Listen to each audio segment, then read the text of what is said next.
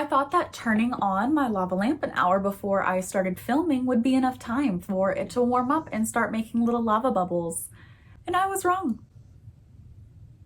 I was wrong.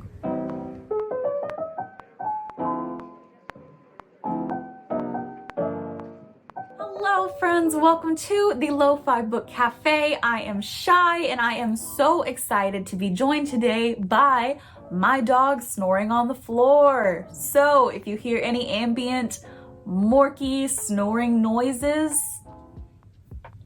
it's that kind of day. I am here to bring you my TBR for the Whatever-You-Want-A-Thon, which is a readathon taking place during the month of June. I am so excited because I have been in a bit of a reading slump for the past few months just with finals and with work.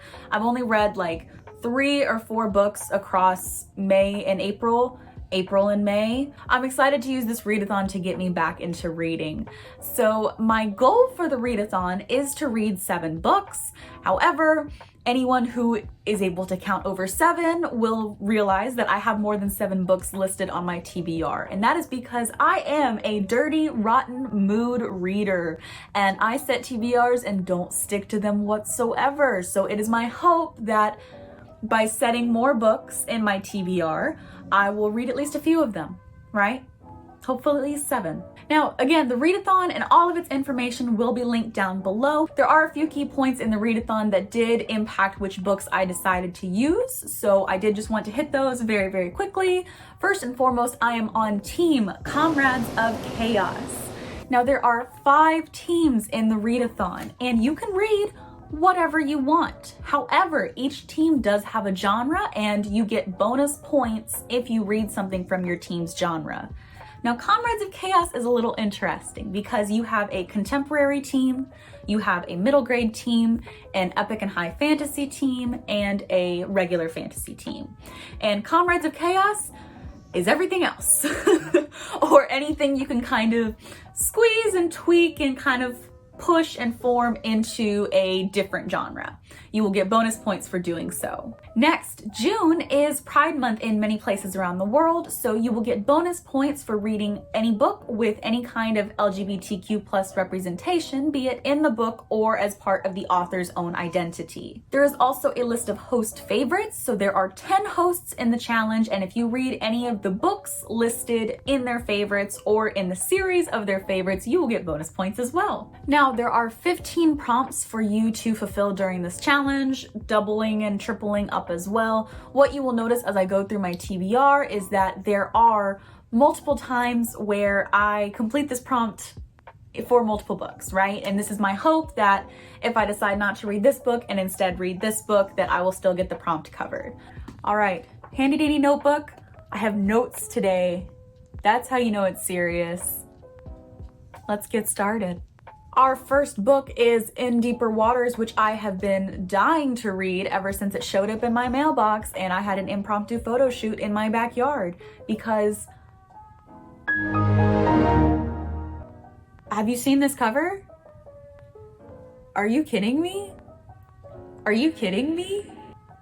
This is literally all I could ever ask for in a cover. And then you're telling me there's gay pirates?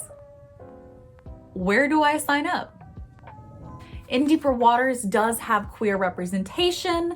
It has my team color, which is pink on the cover. It is a book that I hauled in the past year, and it is also a book where the cover reminds me of a pride flag. To me, this cover has the pansexual pride flag in the background because you have the pink and you have the yellow and you have the blue. So I don't know if this actually does have specifically pan rep in the book or if it was just a happy coincidence, but either way, I definitely will be reading In Deeper Waters for this month because I just need this in my life. I need this in my life, and it is quite literally just a breathtaking cover. Every time I look at it, it takes my breath away. So I definitely will be reading this month. Famous last words. Princess Jellyfish will be helping me complete the reread a comfort read prompt. I don't have too many comfort reads, so I figured this would count because I gave it 5 stars when I read it. And I actually originally checked it out from the library and then loved the first volume so much that for my birthday, I actually treated myself and bought the entire 9-volume collection, collector's edition. And it's really pretty. And it also does have pink on the cover. So now we have The Wolf of Oren Yarrow. Is a book that I have been dying to read because I own the whole trilogy on Kindle and I really have been meaning to read it, and then I put it as one of the options for the poll that I used and it won. So the universe is coming together and telling me to read this book, and I am going to. So The Wolf of Oren Yarrow is my poll winner.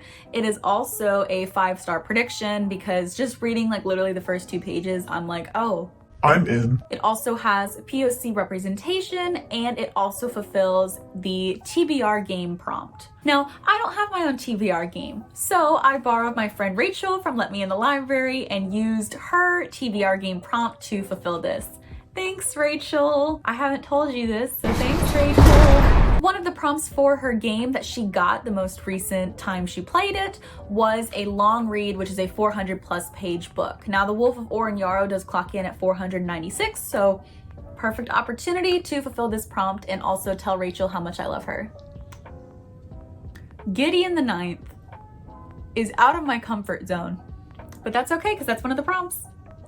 Gideon the Ninth was a gift from Rachel at Shipwrecked Library for my birthday. Thank you so much, Rachel. So this is an opportunity for me to use it for the prompt Bookish Creators favorite list because it's one of her favorites. And then also it has queer representation because the tagline to this book is literally lesbian necromancers explore a haunted Gothic palace in space. Yes. Get a Life, Chloe Brown.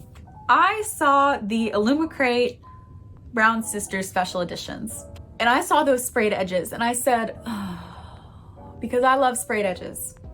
I love me some sprayed edges and I love the original covers of the Brown Sisters. And then the fact that the sprayed edges literally match the original covers and they were hardcover editions, they looked so cute, but I held off on buying them because I've never read the Brown Sisters series. And the only thing that worries me is that I've heard that these books are phenomenal and I've been dying to read them, but I have heard that they are very steamy, which is not a bad thing. It is just not my particular cup of tea. So I decided that I would read Get a Life, Chloe Brown, which is the first installment in the series for this readathon. And depending on how I liked it, order the special edition hardcovers if they were still available. Get a Life, Chloe Brown has POC representation. It has disability and mental health representation because Chloe Brown, I believe, has chronic fatigue or some kind of chronic illness. Get a Life, Chloe Brown will also count for bonus points because 2 of the hosts have Brown Sisters books in their favorite list. And so since Chloe Brown is in the series, it does count as bonus points. Heartstopper. I haven't read Heartstopper yet. I know. I don't know either. Because Katie from Katie Can't Read got me this for my birthday. And I haven't read it yet.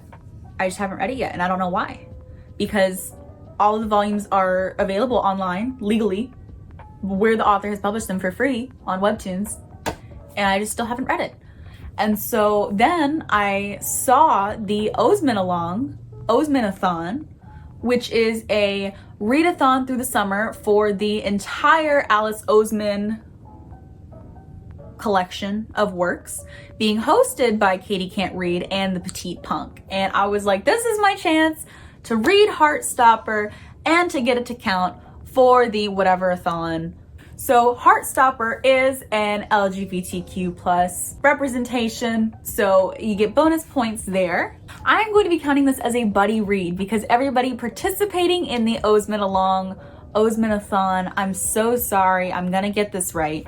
Everybody participating in that readathon will be reading Heartstopper at the same time during the first few weeks of June, so it's a really big buddy read. The cover does feature my team color because Heartstopper is in pink and I'm pretty sure his backpack is pink.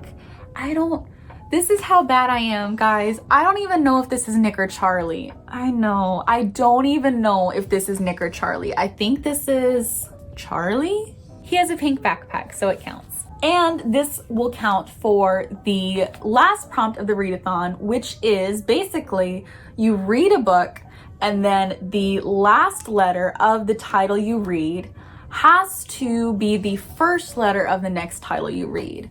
So I saw Heartstopper and I was like, Heartstopper ends with an R. What's a book that starts with an R and has queer representation and is also my team color, so has pink on the cover? You guys, I still haven't read Red, White, and Royal Blue. The stars are aligning because it starts with an R and it has queer representation and it has a pink cover, and so many bookish creators have this on their favorite list. It was meant for this. It was meant for this. Like Heartstopper and then Red, White, and Royal Blue. I will read them back to back and then I will finally complete my transformation into Katie Can't Read. Hi, welcome back to Katie Can't Read. I'm Katie, I can read. We hunt the flame and we free the stars, which will be my participation in the Finish That Series book club, which I will also link down below. They will be reading these books for the month of June, and I was like, this is my chance to read these books also because they have been on my shelf for a hot second and I've been meaning to read them. So both of these books will also count as a buddy read since I am reading them as a part of the book club. They also are both 5-star predictions for me because I have heard so many good things about them. They both have POC representation, and We Hunt the Flame in particular does count as the author's debut. Also, both of these books can count as books that I've hauled in the last year. Really, everything that I've listed pretty much so far can count as a book that I've hauled in the past year because they are.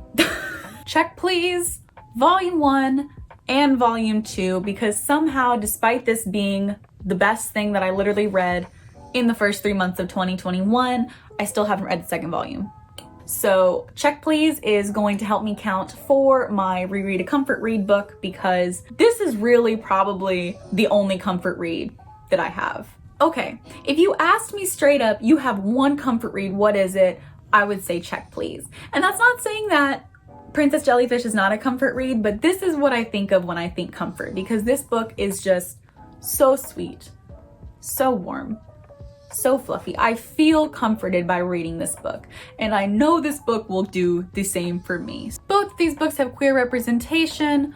Both of them were hauled in the past year. Check Please Volume 1 is rereading a comfort read. Check Please Volume 2 is a 5-star prediction. And I am so ready.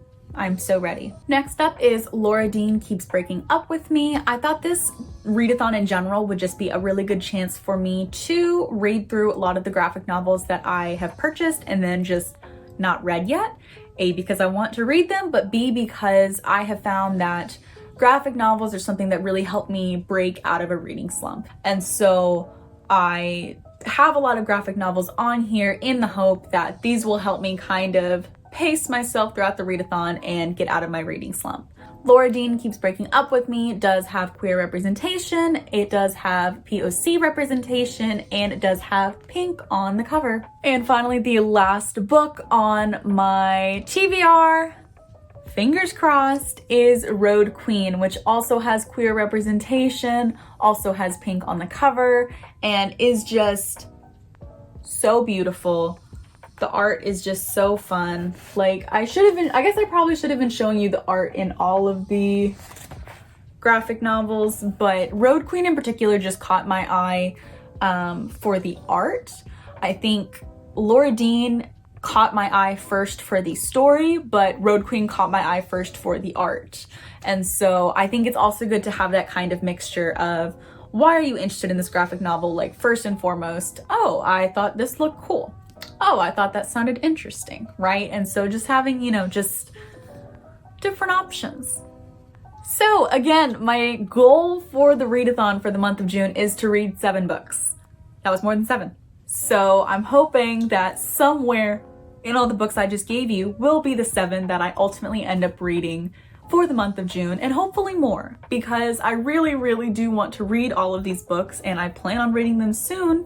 And this readathon, combined with some of the other book clubs and readathons that I'm doing, are just the perfect chance to come together and finally get through these books that I've been meaning to read. So if you are also part of the Whatever You Want-A-Thon, let me know. What team are you on? If you're on Team Comrades of Chaos in particular, let me know, because I'm super excited. And what are you most excited for to be reading for June? Is there something that you are particularly interested in? Is there something that you're like, I don't know how I feel about this one, but it covers some prompts that I need, so I'm gonna do it? Because I'm also interested in those. If you have any questions about the readathon or are interested in joining, do watch the announcement video down below, because it will tell you everything to do and you still have time to join. So I do encourage you to join, and remember that if you do want to join, you can literally read whatever you want. Until then, you guys, I will be here in the Lo-Fi Book Cafe